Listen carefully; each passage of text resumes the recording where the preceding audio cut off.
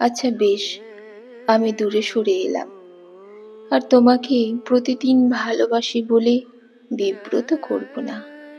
দুঃখ মেঘ যখন অঝোর তিস্তা হয়ে ঝরে পড়বে, আমাদের পুরনো কথোপকথন পড়ব।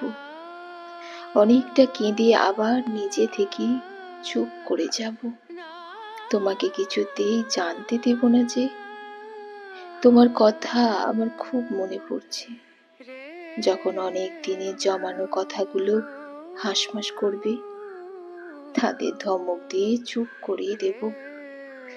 তবু যদি একান্তই অবাধ্য হয়ে ওঠে, ওদেরকে তোমার ওই হলুদ টিয়াস পরা ছবিটা দেখিয়ে সান্ত্বনা দেব।